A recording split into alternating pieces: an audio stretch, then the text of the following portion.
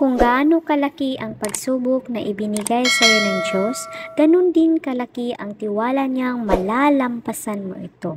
Sa bawat pagsubok ng buhay, huwag kang matakot dahil habang may buhay, may pag-asa.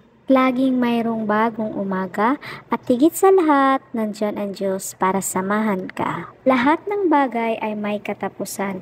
Tanging ang pagmamahal lang ni God ang walang katapusan. Sabi ni God, kung hindi ka masasaktan, paano mo malalaman kung manggagamot ako?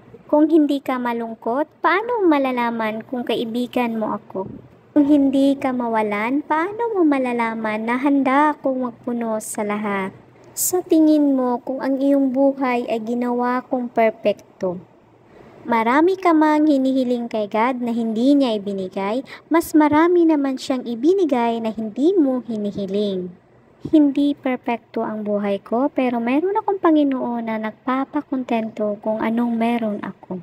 Hanggang dito na lang, maraming salamat at huwag kalimutang mag-like, comment, and share, and don't forget to subscribe. Click all notification bell para palagi kang updated sa bagong upload. God bless! Bye! Ingat!